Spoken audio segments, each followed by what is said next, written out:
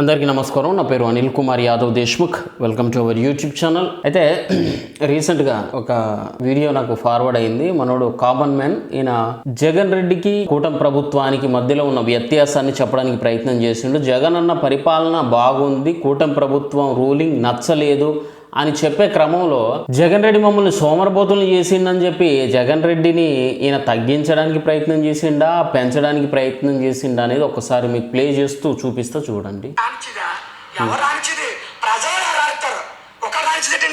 పవన్ కళ్యాణ్ నేను వైసీపీని రానివ్వనని చెప్పి అన్నందుకు ఎవరు రానిచ్చేది, ప్రజలే రానిస్తారని మమ్మల్ని అని చెప్పి ఏదో అంటున్నాడు. ఎస్, ప్రజలే తొక్కిళ్ళు, మీ వాళ్ళే అన్నారు. చిటికెనేలు మీద ఉన్న ఎంట్రుకను కూడా బీకలేవు, జగన్ అన్నది కదిలేవు. గుడివాడలో నన్ను ఓడిస్తే నేను చంద్రబాబు నాయుడు కాలు బూట్ కాలు నాకుతా అని చెప్పి కొడాలి నాని కూడా ఏదో మాట్లాడినట్టుండు. మరి ఆ బూట్ కాలు ఎప్పుడు నాకుతాడో మరి ఎప్పుడు చూడాలనో అర్థం కావట్లేదు నాకు. మీరే నోటికి వచ్చినట్టు వాగిళ్ళు. సరే,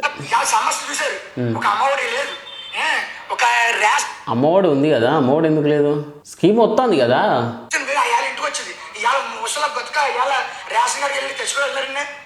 అంటే రేషన్ బియ్యం ఇంటికి తీసుకొచ్చి ఇవ్వాలని నాకు అర్థం కాదు మీకు. అదే నేను చెప్పేది, సోమరబోతులు చేసిందంటే ఇదే. మరి నువ్వు పోయి తేవచ్చు కదా. సరే, మీ అమ్మ ముసలావిడ ఉందనుకుందాం, మరి మీ వైఫ్ నీ పిల్లలు ఉంటారు కదా. ఇప్పుడు మా ఊళ్ళో మా తెలంగాణ స్టేట్నే తీసుకుందాం. రేషన్ షాప్కి వెళ్ళి మేము తెచ్చుకుంటాం. వచ్చినాడే పోం, మేము 2-3 రోజుల తర్వాత పోతాం. లేదా జనం ఎక్కువ ఉన్నారు ఇంకా అంటే 5 రోజుల తర్వాత పోతాం, లేదా వారం తర్వాత పోతాం. అక్కడ ఫ్రీ అయిన తర్వాత మేము వెళ్ళిపోయి తెచ్చుకుంటాం. అంత మాకు ఇబ్బంది అనిపిస్తే క్రౌడ్తో ఆ జనాల గుంపులు ఎందుకు పోవాలనుకున్నప్పుడు. అంతేగాని ఇంటికి తీసుకొచ్చి ఇయ్యరు మాకు రేషన్ని. అర్థమైందా? రేషన్ ఇంటికి తీసుకొచ్చి ఇవ్వాలి నీకు, ఇంకేమన్నా వద్దు.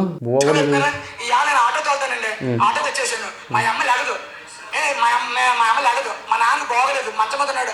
అవన్నీ మా అమ్మ అటుకొచ్చి తెచ్చుకోవద్దండి రేషన్. గతంలో జగన్మోహన్ రెడ్డి ఇప్పుడు నిజంగా అమ్మకు బాగాలేదు, అయ్యకు బాగాలేదు అనుకున్నప్పుడు సరే, ఖచ్చితంగా రేషన్ డీలర్ని ఒప్పించి కొంచెం ఆ మిషన్ ఉంటుంది, వాళ్ళకి తంబు పెట్టేదే కదా, ఆ తంబు మిషన్ తీసుకొస్తే పెట్టవచ్చు. కొంతమందికి మానవత్వం ఉంటుందిరా, మరీ జనాల్ని ఒక ఎర్రి పప్పల్ని చేయకర్రా. ఇప్పుడు మా ఊళ్ళో కూడా పెన్షన్ తీసుకోలేని వాళ్ళు ఉంటారు కొంతమంది. అలాంటి వాళ్ళ కోసం ఆ పెన్షన్ ఇచ్చే అమ్మాయే వృద్ధుల ఇంటికి వస్తుంది అన్నమాట.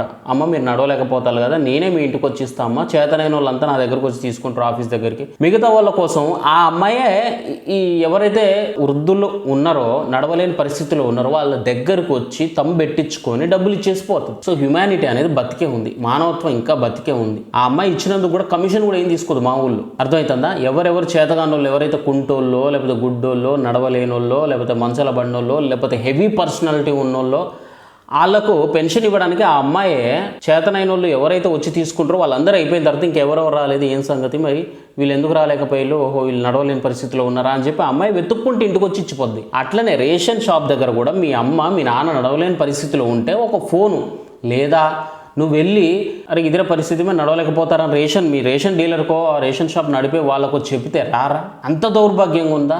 అంత దారుణమా? అంత నీచంగా ఉన్నదా? లేదు కదా. మానవత్వం అనేది ఏదో ఒక మూలన ప్రతి మనిషికి ఉంటుంది కదా, ఎక్కడో చోట వస్తారు కదా. ఎందుకు మరీ ఇంత భయంకరంగా ఇంటికే రావాలి రేషను, అన్నం వండిపోవాలా వాళ్ళే రేషన్ డీలర్లు, అవసరమైతే కలిపి పెట్టిపోవాలా? మరీ టూ మచ్ కదా ఇది. ఆటో డ్రైవర్కి ఏం చేశాడంటే, ఆటో డ్రైవర్కి 15,000 వేసేవాడంటే ఒక్క కేసు కూడా ఎప్పుడు కూడా ఎవరు పర్టికులర్ చేయలేదండి, తెలుసు. అంటే ఇప్పుడు ఆటో డ్రైవర్లకు డబ్బులు వేయాలంటావా? అంతేనా? కేసు లేదా, పట్టుకోవద్దా? యాక్సిడెంట్లు ఇప్పుడు కొన్ని ఆపాలంటారు, క్రైమ్ రేట్స్ ఆపాలంటారు, యాక్సిడెంట్లు జరగకుండా చూడాలంటారు. మళ్ళీ స్ట్రిక్ట్గా రూల్ చేస్తేనేమో మా ఒక కేసు లేదండి, మమ్మల్ని పట్టుకోలేదండి, మమ్మల్ని ఫ్రీ వదిలిపెట్టిరండి, మేము గుద్ది దిగినా సావు దిగినా మమ్మల్ని ఏమనలేదండి. ఏందండి ఇది? వీళ్ళని కూడా అట్నే చేయమంటారా అండి?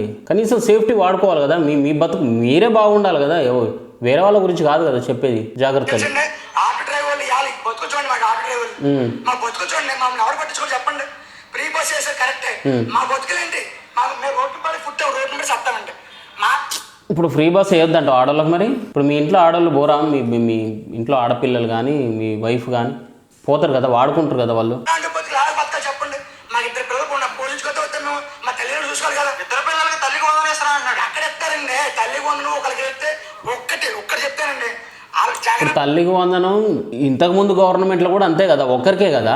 2 పిల్లలు ఉంటే 2 పిల్లలకి, 3 పిల్లలు ఉంటే 3 పిల్లలకి అని చెప్పి కదా షర్మిల చెప్పింది, అబద్ధాలు చెప్పి మోసం చేసింది. మరి వీళ్ళు కూడా ఒక్కరికే కదా ఇచ్చేది, మళ్ళీ 3 2 ఎందుకు ఇవన్నీ?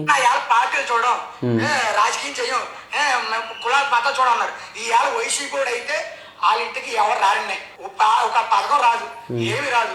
వాళ్ళు ఒక ఒక హీనంగా చూస్తున్నారండి తెలిసిన ఊర్లోని. అలా అయ్యిందండి ఇవాళ కాదు, నిజంగా ఆ 5 ఏళ్ల రూలింగ్ అంత అద్భుతంగా ఉంటే 151 నుంచి 152 రావాలా, పోనీ 150 రావాలా, పోనీ 100 అయినా రావాలి, లేదా 50 అన్న రావాలా. ఊరి 11 వచ్చుడేంద్రా, కనీసం ప్రతిపక్ష హోదా అయినా రావాలి కదా. 10% సీట్లు 175లో కనీసం 18 అయినా రావాలి. మరి మీకు ఎన్ని వచ్చినాయి?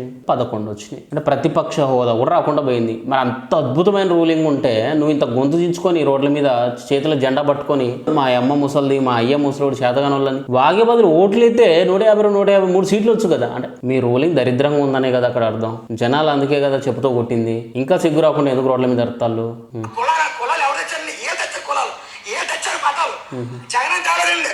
మతాలు జగన్ అన్నదే లేదా? పాస్టర్ల జీతం అని కూడా అన్నట్టున్నాడు, నాకు బాగా గుర్తు. ఏది లాక్డౌన్ ముందో ఆ తర్వాతనో పాస్టర్ల జీతం అనేది అన్నారు. మీ హయాంలోనే దేవుళ్ళ గుడుల మీద దాడులు జరిగినాయి, విగ్రహాల మీద ఉన్న తలలు కూడా ఎగిరిపోయినాయి. మీ హయాంలో జరిగింది. ఖచ్చితంగా మత రాజకీయం చేసేది వైఎస్ జగన్ మాత్రమే. ఇప్పటికీ వైఎస్ జగన్ని అధికారంలోకి తీసుకురావడానికి మొన్న కదరా దళిత క్రైస్తవ సభను పెట్టింది. ఎవరు పెడతారు మతాల గురించి? హిందువులు ఎవరు మత మీటింగ్స్ పెట్టుకొని మతాల గురించి మాట్లాడుకొని, మరీ ముఖ్యంగా ఆంధ్రాలో అయితే అంత మత రాజకీయం అయితే లేదు వాస్తవానికి. అయితే కొద్దో గొప్ప ఇక్కడ తెలంగాణలో ఉంటుంది మళ్ళీ ఆ ఎఫెక్ట్. హైదరాబాదు మా పాత బస్ ఇక్కడ ఉంటుంది కొంచెం హిందూ ముస్లిమ్స్ మధ్య. అక్కడ లేదు, చాలా ట్రాన్స్పరెన్సీగా ఉంది. అసలు అక్కడ కమ్యూనిటీల గురించి, రిలీజియన్ గురించి అసలు లేదు, అక్కడ మాటే లేదు. అందరు సమానమే అనుకుంటూనే పోతారు. కాకపోతే క్యాస్ట్ పాలిటిక్స్ ఉంటాయి, అది ఎప్పటి నుంచో ఉన్నాయి మీకు. అదే జరుగుతుంది తప్పితే కొత్తగా పవన్ కళ్యాణ్ కానీ చంద్రబాబు నాయుడు కానీ మత రాజకీయాలు అయితే చేయట్లేరు. అక్కడ చెయ్యరు కూడా, అది ప్రాక్టికల్గా వర్కౌట్ అవ్వదు. కానీ మీరు చేద్దామని ట్రై చేస్తారు. దానికి లైవ్ ఎగ్జాంపుల్ మొన్న ఆ ప్రశ్న రావన్న జోసెఫ్ అనేటోని ఎందుకు అరెస్ట్ చేసిలో మీ అందరూ బాగా తెలుసు. దళిత క్రైస్తవ సభ అని పెట్టి అక్కడ రాముని గురించి, సీత గురించి, మహాభారతం గురించి నోటుకు వచ్చినట్టు వాగి ఆడు ఈడు ఈడు ఈడు ఎస్సీ ఈడు అలాగని ఏ చేస్తారండి రాజకీయాలు. మా జగన్ ఇప్పుడు అలా రాజకీయం చేయలేదు. రాష్ట్రంలో ఏ గొడవ వెళ్ళి జడస్రావంది జడబీకుర్ర. మరి వాడు కదరా దళిత క్రైస్తవ సభని పెట్టింది. ఎవడరా కుల రాజకీయాలు చేసేది? ఎవడు మత రాజకీయం చేసిండ్రా? సన్నాసి తాగేసి ఊగు ఎందుకు వాగుతాడు అసలు? ఎందుకు ఈ వాగుడు ఎందుకు చేస్తాం? సరే, వీడి గురించి ఇంకేముంది వీడు మాట్లాడేది? జగన్మోహన్ రెడ్డి కారణం ఎన్ని ఎందుకు చేస్తుందని గొడవ దేనికి వద్దండి. మంచి చేసావు అనుకోండి, గొడవ ఎందుకు వద్దండి కదా. మీరు మంచి చేయండి, ఎవరు రారు. ఎందుకు వస్తారు రోడ్ల మీదకి? మంచి చేయలేదు అంటే దెబ్బ తగిలి రోడ్డు మీద వస్తానండి. అవునండి, అదే అండి నేను చెప్పేది కూడా అదేనండి. మీరు పరిపాలన బాగా చేస్తుంటే ఏంటి 151 నుంచి 152 రావాలా, లేదా 100 అయినా రావాలా. పోనీ దరిద్రానికి 175 డివైడ్ చేస్తే కనీసం 85, 86, 87 సీట్లు అవన్నీ రావాలి కదా. మీకు 90 సీట్లు అయినా రావాలి కదా. మరి ఎందుకు రాలేదు? దరిద్రంగా ఉన్నది కాబట్టి. చెప్పు. 2 ఏళ్ళు కూటమి ప్రభుత్వంలో అంత వ్యతిరేకత వచ్చింది. అంతమంది ఇదే ప్రశ్న ఒక డ్వాక్రా గ్రూప్లోకి వెళ్ళి అడగండి, ఎలా చెప్తారు చెప్పండి. జగన్ అన్న మర్చిపోయినా, ఇది మాత్రం చాలా వ్యాలిడ్ పాయింట్. డ్వాక్రా గ్రూప్లో నిజంగా కొన్ని మార్పులు చేసుకోవాలా. కొంత అసంతృప్తితో ఉన్నారు డ్వాక్రా మహిళలు ఆంధ్రప్రదేశ్లో. ఆ ఫీడ్బ్యాక్ నాకు కూడా వచ్చింది. నేను ఎప్పుడో మాట్లాడదాం అనుకున్న దాని గురించి. వీడు తాగినా కానీ మంచి అబ్బాయి అనుకుంటా.